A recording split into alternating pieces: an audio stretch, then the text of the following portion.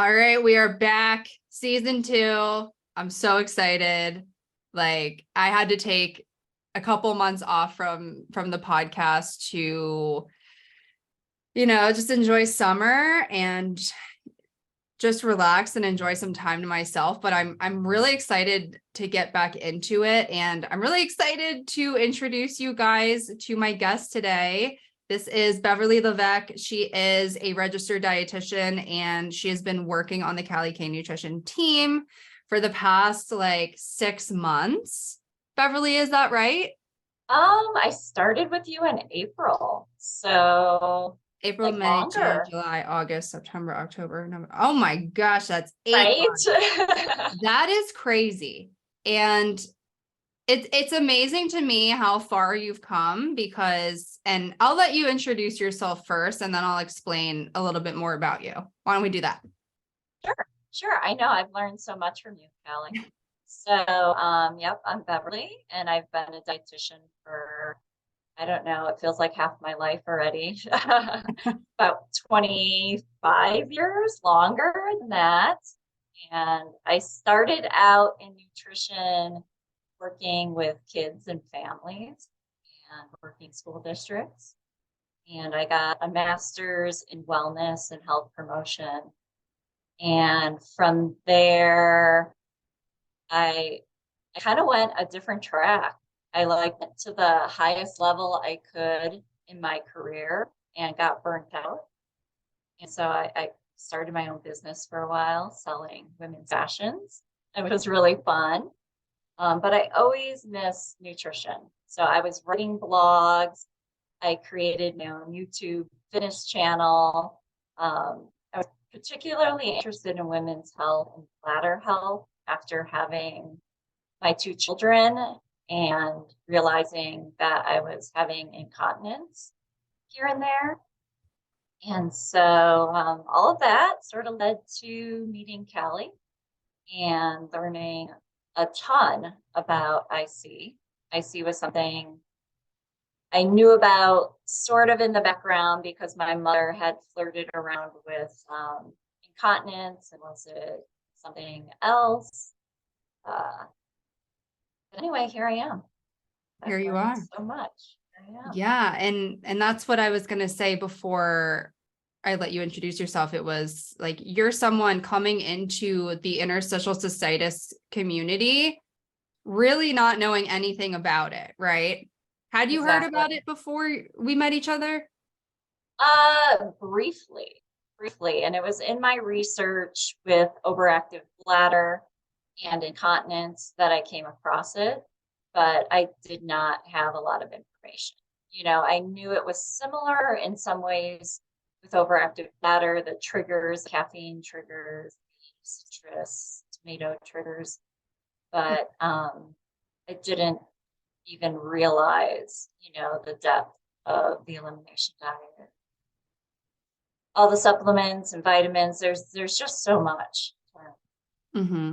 Yeah. And I mean, I was lucky to have found you because I'm sure anyone who's been following me on social media knows that I'm one of 2 dietitians who specialize only in IC in the world, essentially. I mean, there's a few here and there that work with people with IC, but they have other specialties as well. And so when I realized my business was growing, the Road to Remission program was getting more members each month, and it wasn't something that I could handle myself. I knew I needed help, and I knew I wanted it to be somebody with that nutrition background. So I actually ended up posting, what was it, on Upwork? It was an Upwork, yeah. Yes. And I was on there looking for I had written my own blog for years, and I love blog writing. So I was looking for some freelance work. Yeah. And I saw your ad, and I'm like, I could do this. Yeah, this sounds. And I almost really didn't fun. post an ad on there. I was like, there's no way I'm going to find a dietitian on here. That's crazy. So I truly believe that it was all meant to be. We were meant to cross paths. And, I think you've come such a far way in the past 8 months of going from 0 IC knowledge to Like you are very much on the path to also becoming an expert in this. So what has that process been like for you? Well, I learned so much from your educational modules. I remember when I first started, you had me take the registration class, just like everyone else does. And it was amazing, right? Like oxalates and histamines. I had never even, those hadn't even crossed my path before a Oh, me dietitian. neither. Yeah. Um, and so that was fascinating. Just learning about the nervous system and its role. And I learn more every single day as I read research and different articles. It's amazing how many different factors come to play with Mhm. helping people Yeah, figure out their puzzle. absolutely. And I think it's important to talk about the fact that we're not taught about conditions like interstitial cystitis in school. I mean, I know there's some programs that will mention it, but mine, I went to a school outside of Philly and they never talked about it. Like I had never heard the term until one day I was randomly Googling my symptoms. And so I think I don't know how we can bridge the gap in registered dietitians. I mean, we're trained to know things like diabetes, heart disease, obesity, kidney disease. We're trained to help people with those conditions. And we go through this year-long internship that's, you work in a hospital, you work in food service. They cover all of the major bases of like what you can do as a dietitian. But when it comes to women's health, I feel like that got completely skipped over. How do you feel that? Like, do you agree with that? Oh, definitely. Definitely. I mean, I went to school back in the 90s and I went to University of Illinois, which at the time was like the top nutrition program.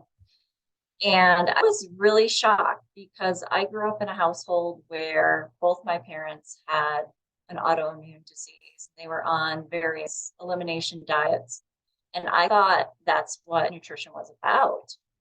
And when I got to college, it was really nothing about people with autoimmune diseases.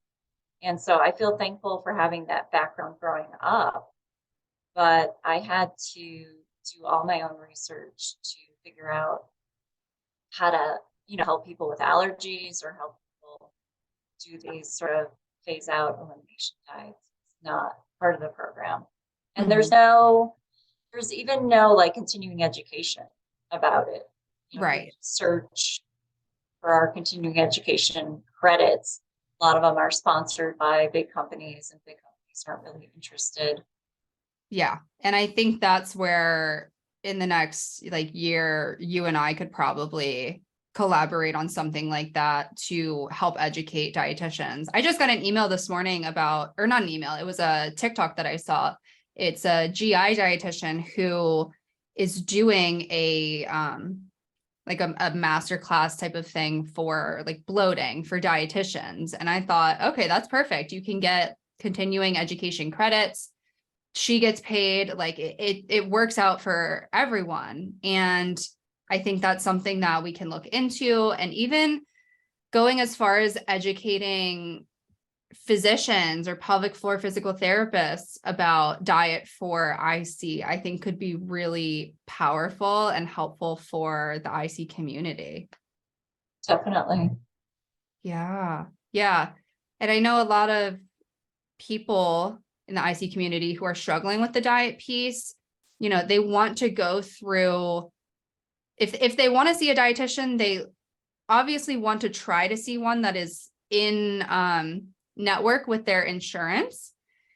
But the issue with that is, like we said before, not a lot of dietitians know about IC or know what to do with a patient that has IC. They don't understand what you're supposed to do in terms of like doing an elimination diet. And so many people have never even heard of the IC diet, and that can be really frustrating for the patient because they end up going to this person, really hopeful that they can help them, but then maybe the dietitian doesn't know about IC, or they don't know what to do with the IC diet, and the patient ends up educating the practitioner about the IC diet. And it's just like, this is so backwards.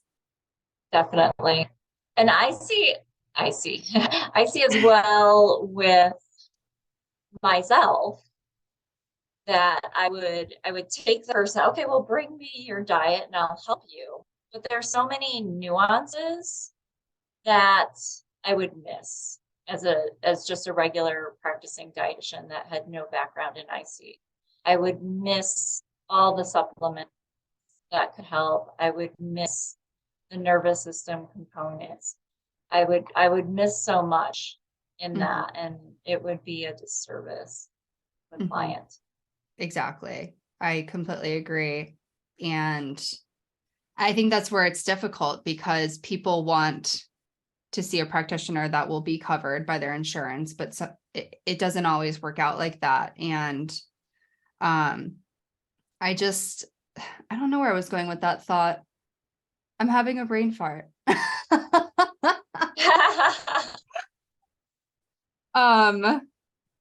Oh my goodness. Well, we're cutting that part out.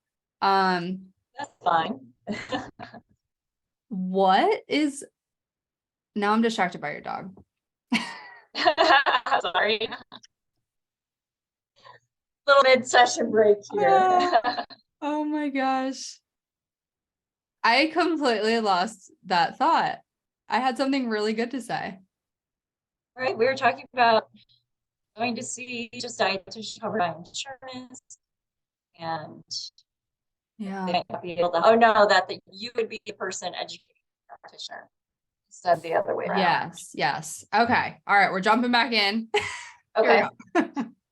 So, I mean, I think over the past 8 months, you have learned, you said by the education modules that we have, but also doing one of our weekly group calls. And I think learning from the Road to Remission community and just observing what they go through, right?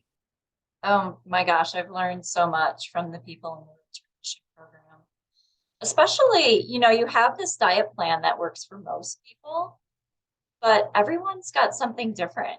This person finds they can't tolerate blueberries, or this person finds they can't tolerate a lot of fruit sugar.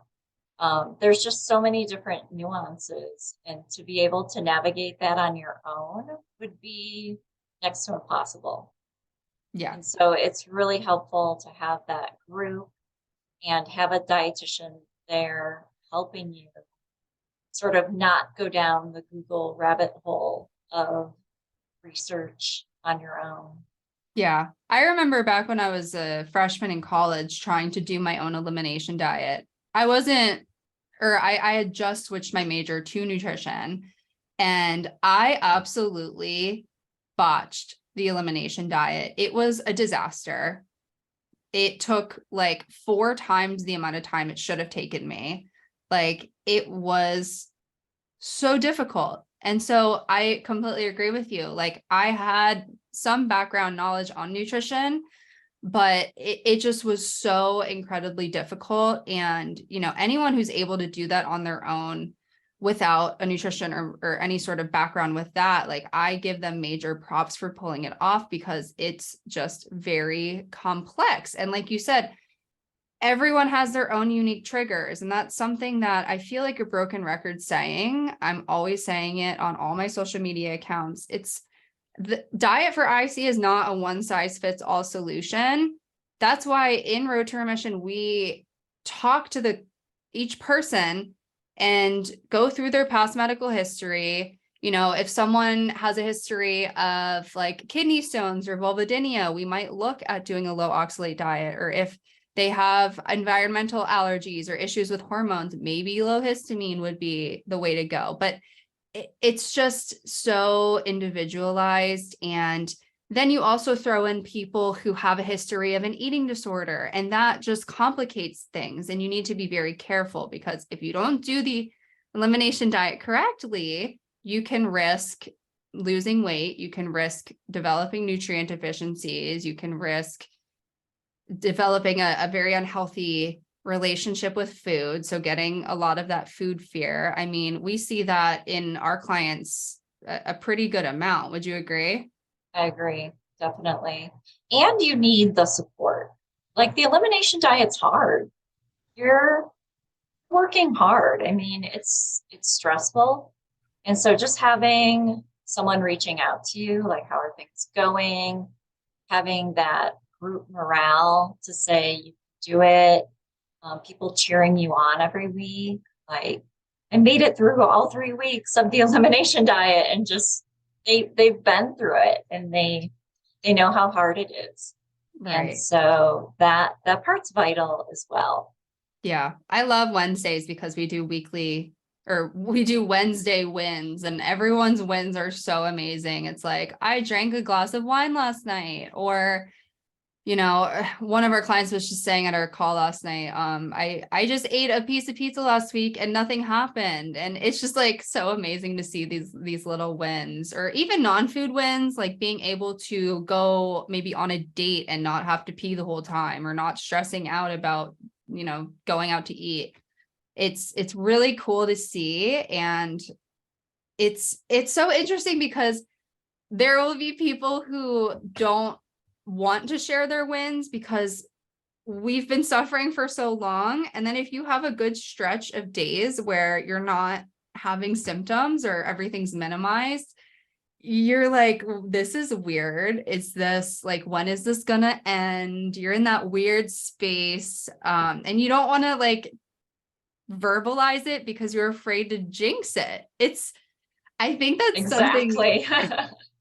It's a very interesting phenomenon, but I think everyone listening who has IC can totally relate to this, like having good moments, but not wanting them to end, or maybe you go into remission and you're just like waiting for it to creep back up on you. So I think that's a really niche thing that happens. Yeah. Yeah. But positive builds positive. It really does. That law of attracting what you want. And as you can focus on the positive more, Mm-hmm. you'll realize it more, you'll look for it more, and you'll be like, oh wait, that was really positive. Oh wait, I know one of your clients on Tuesday's call was talking about, she didn't realize it, but she went like until lunchtime without having to get up to go to the bathroom at work. She's like, oh my God, that was amazing. Like, I usually have to get up 3 times. And Mm-hmm. today I didn't get up at all, like just being able to notice those really positive things. And I think sometimes when you're in it, like you're really in the thick of it, like it's hard to see progress. And I always like to remind people, if you're doing well and you have a flare, it's like, okay, we need to be grateful to your body for giving you feedback, and reflect on what caused that, and use that information to avoid a flare in the future. And just be grateful for the time that you did have relief, or you were able to do the things that you wanted to do. Because IC is a chronic illness. We don't have a cure right now, but that doesn't mean that you can't minimize your symptoms, or have days or weeks or months at a time where you don't have symptoms, or you have minimal symptoms and you feel managed, you feel they are managed. And I think that builds a lot of confidence in some people. And I think that goes a long way mentally. Just being in a good, healthy mental space, I think can really help, emotionally and physically. Well, it's empowering, Yes. right? It's empowering to know more about IC, know what triggers your pain. Sorry, I need a sip of water. You're good. Got like a frog in my throat all of a Of sudden. course. Uh-huh. No, but that's what I see and love the most about the group calls is people become so empowered, and then they're not afraid of the flare. They're like, okay, it's here. I know what to do. I know how to treat it. I know it's going to go away in a few days, and I know what caused it. And I see that. I see that growth. I see the people start the program where they're so afraid and they don't know when they're going to get out of their flare. They don't know what is causing them. And within 6 weeks, usually by the halfway point, they're so confident and they're so empowered. And they're like, oh, I know, it's this week of my cycle, or it's these foods I'm eating, or it's this supplement I'm taking. And they're so empowered and they're Mhm. so just happy and confident. And it's amazing transformation. Yeah. When you start paying attention to your body, it's a really cool thing. I mean, just learning and being able to identify patterns, like you said, with the menstrual cycle, or maybe with allergy season, or if you're at a stressful point in your life. I mean, it's identifying those things and not just like blindly going through life. Like, we need to kind of focus on ourselves and become, what am I trying to say here? Like, be more intuitive. I don't know if that's the right word, but I definitely notice people gaining confidence as they go. And I also noticed that when they start the program, it is a really nerve-wracking thing, just jumping into a 3-month long process like the elimination diet and joining this big community of people. But I noticed that in week 1, maybe week 2, people's symptoms already start improving. And it's not because of the diet changes, it's because of the mental side of things. It's knowing you have support. It's knowing you have people who you can talk to twice a week that understand exactly what you're going through. We all have people in our lives who love us and care about us and want to understand what we go through. But if they don't have IC, they will never understand completely what we go through. So I think that's something to realize, is having at least one person in your life that has IC that you can talk to on a weekly basis and just vent or talk about whatever. Just validate what you're feeling. Definitely. Definitely. It's like a big weight taken off people's shoulders when they can just share their story and have other people shaking their heads, like nodding that, oh my God, I've been there. I've dealt with that exact thing. I know it's And really cool when we're on a Zoom call and there's like, I don't know, 8-ish people there, and someone's saying like an experience that they've been going through, and you see like 7 other heads just nodding up and down. right. Everybody understands. It is a really cool thing to see. Yeah. Yeah. Yeah, so let's dive into the topic of the holidays. I think this is something people are really interested in. I know that when the holidays come around, we want to enjoy it as best we can. We want to make memories with our families and eat yummy food and, do all the things. But when you're living with a chronic illness like I see, it can be difficult and it can be stressful. There could be, the diet restrictions come into play. The peer pressure with alcohol comes into play. Nosy and judgy family members. I think we all have one in every family. There's always Yes. one Karen in the family that just kind of asks one too many questions. So I think we can have a really awesome conversation about how to navigate the holidays, or at least provide the listeners with some tips for dealing with people who are asking you questions about your condition or why you're not eating something or why you're not doing something. So let's start with how to navigate eating at someone else's house. Let's say Thanksgiving dinner is going to be at your aunt's house. Okay. How do we prepare for that? We can talk to whoever's preparing the meal ahead of time. If you're someone who wants to just avoid everything makes you nervous, you just want to eat at home, you could eat at home and then come and just be with everyone, although that can raise some questions. You can pack your own meal and bring that along, but same thing, that can get a little bit dicey. You could talk to the host ahead of time to see what they're preparing, see what ingredients they're using. And you can phrase this in a way that is focused, like you're prioritizing your health. You don't want to be in pain or have a flare up. So you could be like, at least like a week or so ahead of time, be like, hey, grandma, I am so excited to see you. I'm really grateful that you are cooking this awesome meal.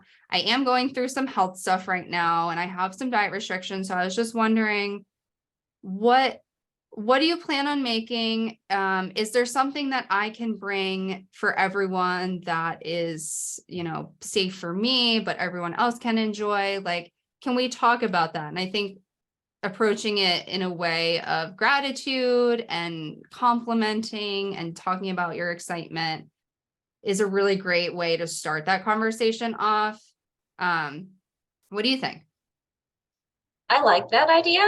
I think as a parent, I'm looking forward to, when my kids come back and have holiday celebrations with me. And I would love for them to like come help me cook. So I could see if you're going to grandma's or going to your aunt's house, like she would love if you came maybe prepared with a couple recipes to say, can we make these together? Or just can I bring at least, one or two dishes that I know I can eat? So you're not sitting there at the table eating nothing. Mm-hmm. For the most part, there are dishes that will be IC friendly as well. If you take like the turkey and remove the skin, most of the seasonings are in the skin. You should be perfectly fine with some turkey and certain vegetables that are just sauteed in butter. There are certain things you can have at Thanksgiving. So you don't need to go in thinking I can't eat anything. You just have to get educated with the things that you can eat. Yeah. And you could also like make something a little non-traditional. For example, last year I found this recipe for blueberry sauce. So instead of cranberry sauce, it's just made of blueberries, and it is non-traditional, but it was pretty tasty. And I actually gave some to my grandma and my aunt, and they were like, yeah, this actually isn't bad. Like, I'm really glad you made something so unique. And I was like, oh, cool. I'm glad you guys enjoyed that. So you could find something that is a little different, or you could just do some ingredient swaps. I mean, I know, Beverly, that this is something that you've been working on, just doing more research on ingredient swaps, and you've helped create the Summer Eats IC cookbook and the Mocktails and Party Snacks e-cookbook that we just came out with. So you're getting very familiar with IC friendly ingredient swap. So is there anything that off the top of your head you can think of, besides what you already said, that people could do for Thanksgiving or Christmas or Hanukkah, whatever it is? Definitely. So just yesterday I was making a pumpkin pie, and I wanted to see what it tasted like if you took all the pumpkin pie spices out. So as you know, pumpkin pie has ginger, cloves, allspice, cinnamon. It's got all these like warming, pungent spices that are bladder irritants. So I took those out and I put in some maple syrup, some brown sugar, and this is funny, but I put in Dandy Blend. Now, Dandy Blend, for those of you who don't know, is like a coffee substitute, and it's made from dandelion root and roasted chicory. And it has like a nice coffee flavor. And so that gave the pumpkin pie like a really just rich flavor without adding any spices. And I didn't tell anyone in my family, and they all loved it. And my husband's like, what did you do different? It's so good. And he usually hates like any substitutes that I add to food. He liked it. So I will be sharing that recipe somewhere on your blog. Yeah, we could put it on the blog for Yeah. sure. There's other recipe ideas on there. And then I put together last year a holiday themed recipe collection. I think it's $7 on my website. So if you're looking for, I think there's around 30 different recipes that are holiday themed on there that are bladder friendly. That's an option. But yeah, we'll put that on the blog. And then any other suggestions? Yeah, like stuffing, right? Stuffing is so good because of those onions. Stuffing. Mm-hmm. For the most part, everything else in stuffing is bladder friendly. So you could just omit onions, but that kind of gets a little dry. There is a recipe, I can share this one as well. You use fennel instead of onions, Mm-hmm. and it sort of has the same texture and gives the same moisture. And then you could add pears or apples to your stuffing to give it a little bit of sweetness, because onions, as you saute them, get a little bit sweet. And that's a really fun, interesting twist on stuffing, an apple fennel stuffing. Mm-hmm.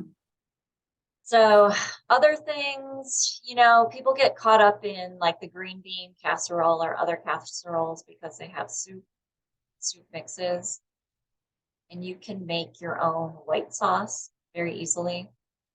Just a little bit of like cornstarch and milk. And that's a great substitute. So these are simple things. Like sometimes our brain gets fixated on, oh, I can't have the green bean casserole because of the soup. It has soup mix. There's an easy way around. Don't have to put the French fried onions on top. You can put like saltines or crackers on top. There's easy fixes for a Yeah, lot and of those favorites. it might just come down to making it yourself, or if you could, like you said, like make it a family event, like cook with whoever you want, your grandma, your aunt, whatever, cooking that together. And maybe you guys could talk more about like why you have to substitute a certain ingredient. And that can open up the conversation where you can educate them more about your IC. That could be cool. Yeah. Yeah.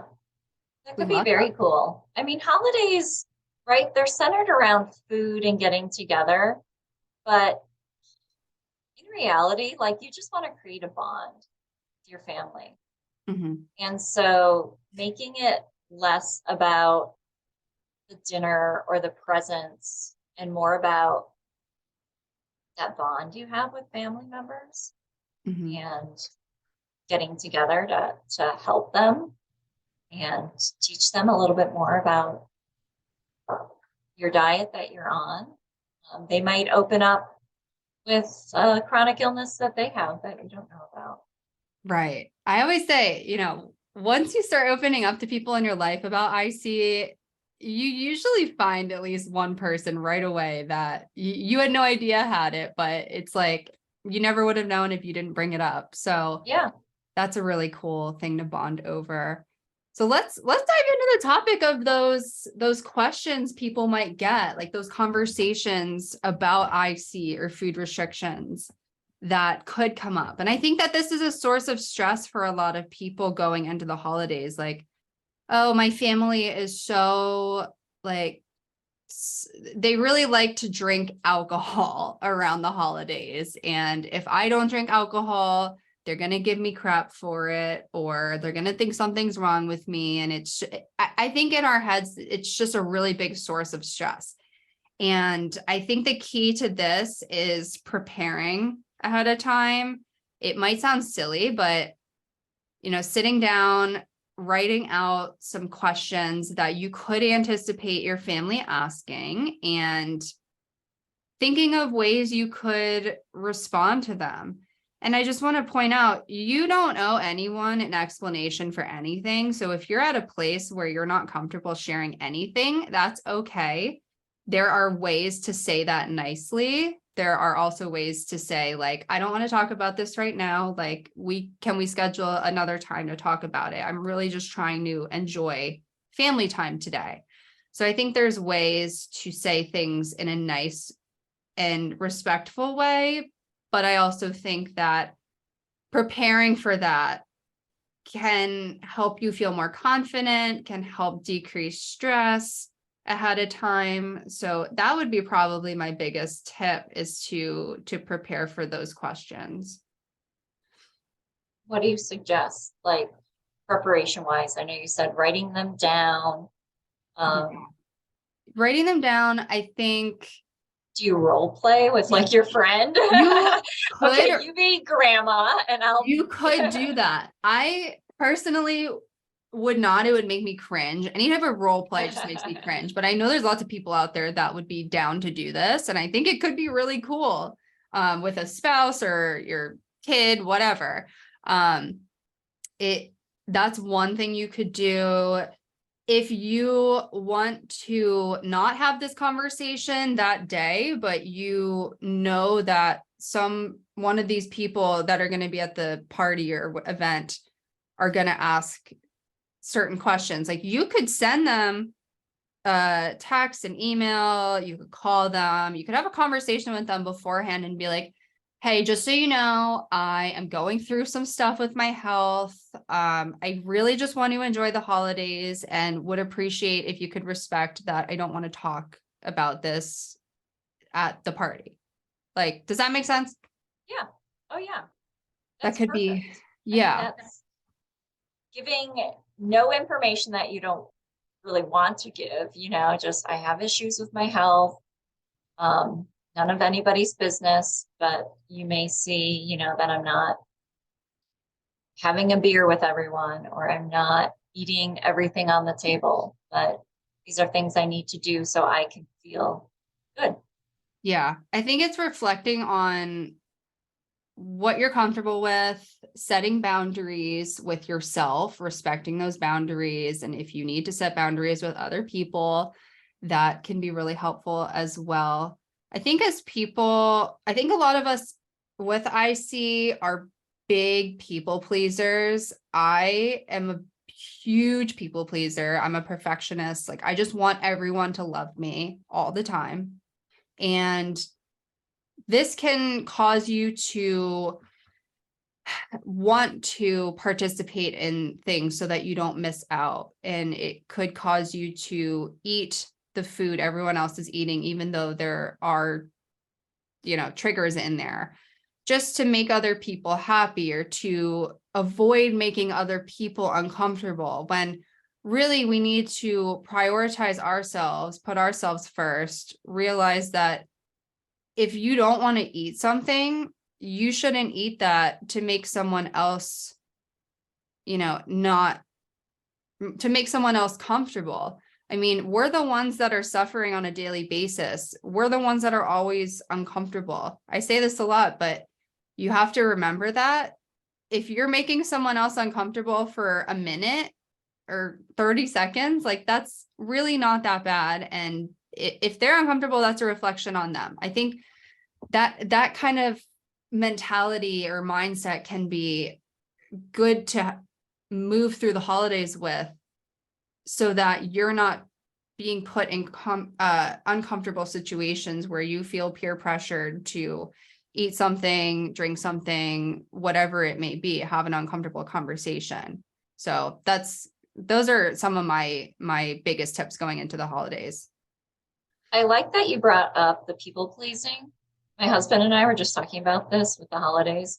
And I think that's where most of the stress of the holidays comes from, is you're trying to make everything perfect.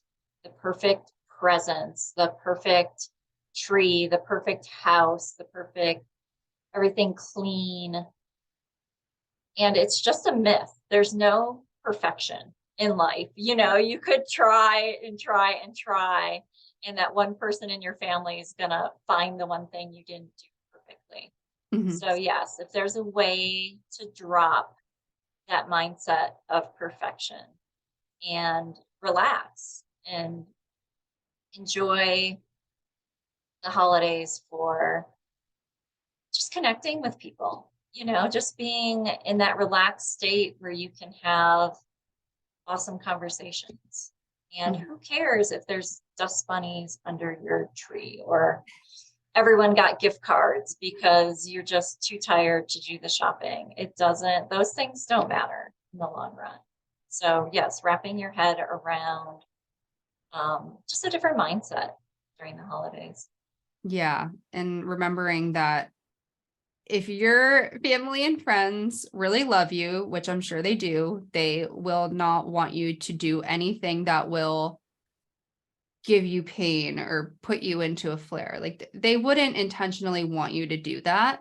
They might misunderstand what's going on and just not really, they might be confused. So I think if you're comfortable explaining things to them, that could be helpful. Could be the day before, it could be the day of, whatever it is that you need, honoring that, respecting the boundaries that you're setting, respecting yourself, and just really trying to have fun and enjoy the events.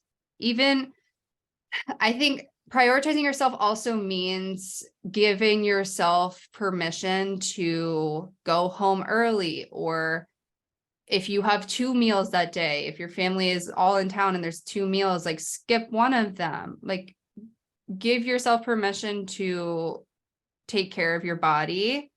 I don't know if you've ever heard of the spoon theory, but we have a certain amount of spoons for the day, and you can spend them in whatever way you want. I'm doing a terrible job explaining this. If you guys have never heard of the spoon theory, Google it, and I'm sure somebody else will explain it a lot better. But I think it's a really good metaphor. Is that a metaphor? I don't even know. Yeah, just something to think about, right? Like you have so many coins in your pocket or spoons or whatever that you can spend, and or your glass is only this full and you can only take so many sips out of it, and to be gentle with yourself, give yourself a lot of grace during the holidays. I Yes. wanted to ask you about, so we talked a lot about family and relatives, but what about like holiday work parties or your spouse's work party where you don't know these people at all?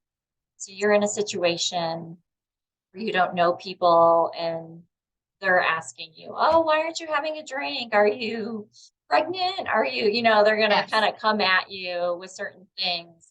What do you recommend in those situations? I love this topic. I think it comes up for a lot of people with IC because alcohol is an irritant. And even if you're one of the lucky ones that can have some alcohol, it's like you don't always want to drink.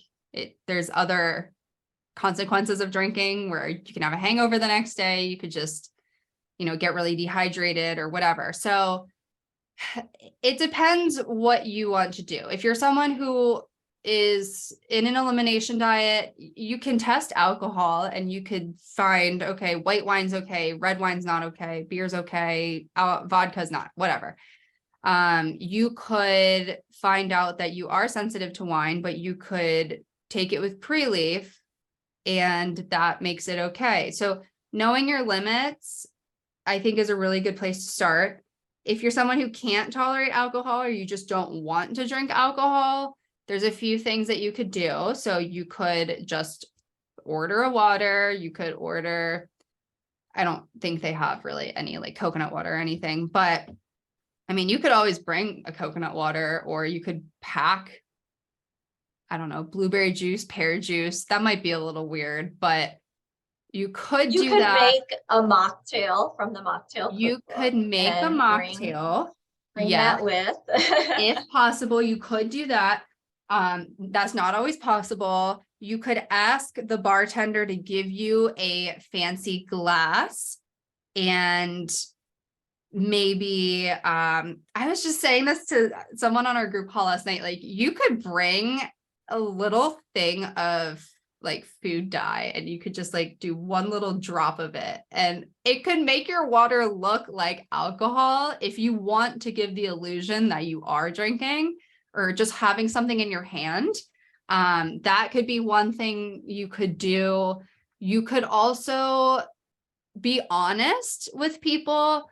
Be like, if they ask you why you're not drinking, you could be like, I have a health issue, I don't like to get into it. Or you could overshare. You could be like, hey, I have this bladder issue. If I drink alcohol, it feels like I'm going to pee fire. You could overshare. I sometimes do that. It depends how I feel in the moment.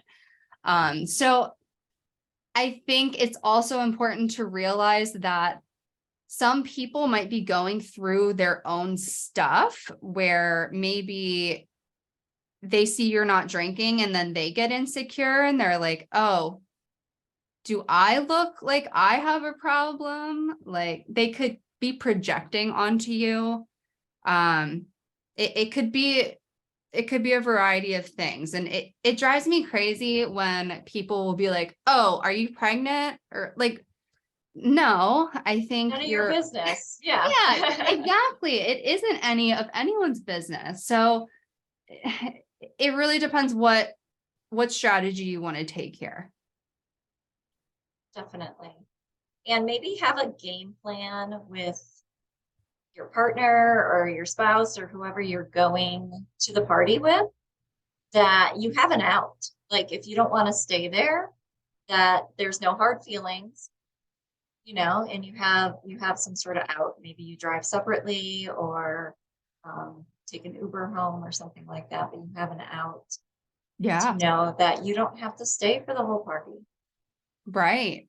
Right. And I just thought about, I've been with my boyfriend for 4 years now, and we have kind of an understanding of if we're maybe playing drinking games or something, and like I lose in a drinking game and I have to drink like a red Solo cups worth of beer, like he'll drink it for me. Or if you're in a situation where someone buys you a shot and you said no thank you, but they bought it for you anyway, do the old toss it over your shoulder or sneak it to someone else that knows what's going on. I think there's ways that you can be sneaky if you don't want to talk about it. Yeah. My friend was a long time ago, she was a undercover agent, and she would have to go to bars, and she would dump the beer bottle out in the sink and fill it with water. And then That's a good nobody idea. asked her questions all night. She would just sip water out of a beer bottle. That's a really good idea. I don't know why I've never thought of that. I mean, it might They still taste like don't beer. they don't really serve beer in bottles too much at bars anymore, but Yeah. Or pour out a White Claw and then you still look there like you you fit go. in. Yeah. Everyone's like, Yeah. oh yeah, you're drinking a White Claw. She's gonna get drunk tonight. And then you could just act like, whatever you want to act like. So Have I fun think, with it. That could be fun. yeah, I think the theme here is have fun. You don't have to share anything you don't want to share. It's none of anyone else's business, and prioritize yourself. I think those are the major takeaways here.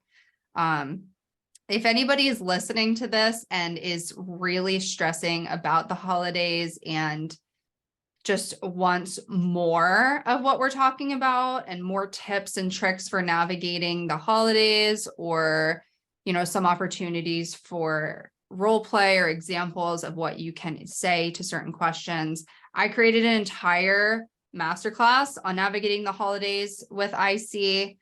And that is inside of the IC Collective. That is our monthly membership that we just launched.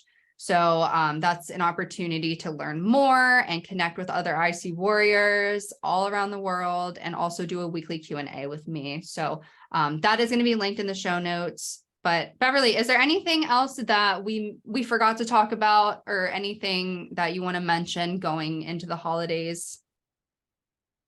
Not holiday related, but I'd like to know more about the IC Collective. I mean, I've been on the Slack. I've been reading everyone's questions, which are awesome, and they're getting, almost instant feedback from you on your Q&A days, which is really cool. But there's some people in the Road to Remission program that have been like, what's this IC Collective all about? So tell me more. Yes. So this will be a twofer. You get the inside scoop, and so did the listeners. So I have been in the IC community for about 3 years now. And I mean, it started out as just a person with IC, but then I came into the professional role and I noticed there's a lot of negativity in the Facebook support groups. There's a fear of like judgment if you ask a certain question, or if you have a certain comment that just doesn't vibe with someone else or they don't agree with. It can get a little bit aggressive at times, and it just doesn't always feel like a safe space. And I wanted to help the people who are leaving these groups. They're not getting the support that they want. They feel that they're getting judged for decisions they're making for themselves on their health journey. So I wanted to create a safe and positive space for people with IC, regardless of their gender, their symptoms, their age, their location. So the IC Collective is a monthly membership for anyone living with IC. And the biggest question that I get is, how is this different from other support groups? And I think that's a really good question. And the answer to that is, one, we have different channels inside of our messenger app. So we use an app called Slack, where you have the ability to join in on different channels, or you could think of it as like a subgroup or like a thread that focuses on one certain topic. So we have a channel on Hunter's lesions, on IC and endometriosis, on IC and IBS. We have one that is for people dealing with frequency, or for people that are struggling with pain, or men only versus women only. Maybe you don't want to share intimate personal details with people of the opposite gender, and that's okay. So there's a space for everyone. So no matter what you're looking for, you can come to a certain channel and get support. So I think that's a really unique thing that I've never seen anywhere else in the IC community. And then we also have a weekly Q&A where people can drop whatever questions they want in our Q&A thread, where I will go through once a week and answer those questions for everyone. I know everyone loves Jill Osborne's live Q&As each week. I think she does one or two on Facebook, YouTube, whatever. And I think what she's doing is fantastic. It's really, really great. And it helps a lot of people. So I wanted to incorporate a little bit of that so that people who have wanted to work with me, but maybe they didn't have the time to commit, they didn't have the finances to commit to a larger program like Road to Remission, I wanted to still give them access to me, maybe on a lesser level. So we have that weekly Q&A. And then lastly, like I mentioned before, we have a monthly webinar or masterclass that you have access to. So this month is navigating the holidays with IC. December is going to be managing flares, how to manage flares that, what am I trying to say? Flare management, period.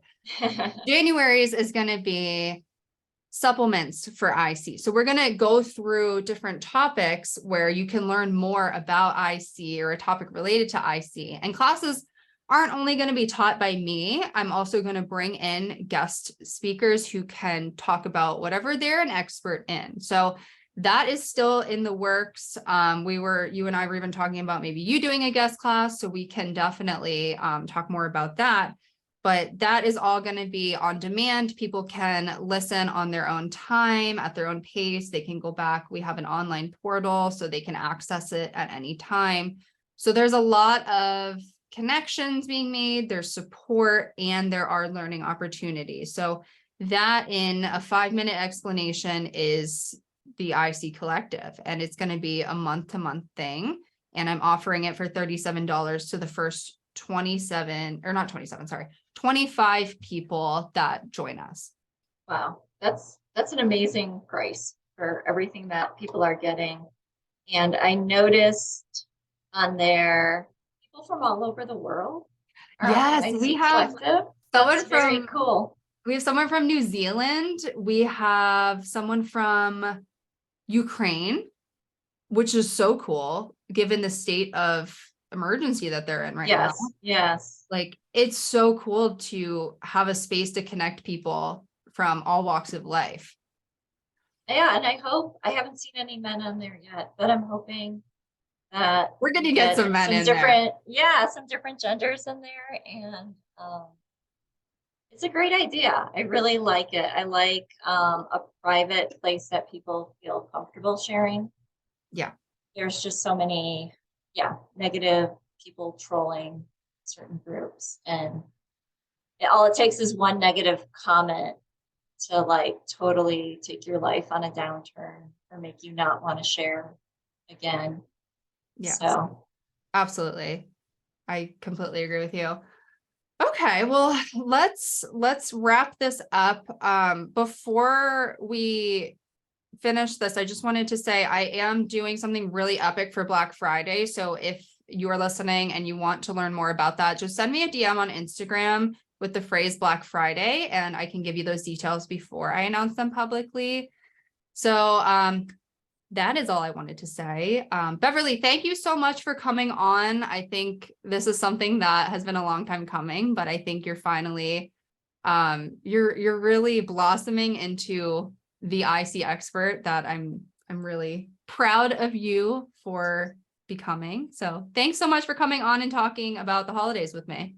oh, this was a lot of fun. I was nervous, but as you all get to know Callie, she's amazing and she puts everyone at ease. And that's one thing everyone at the group calls always says, like, if there was a dietitian to work with, it would be Callie, because she just gives you so much grace and cares so much. Oh my God. So. That's so sweet. I'm not a regular mom. I'm a cool mom. Okay, we're going to end it there.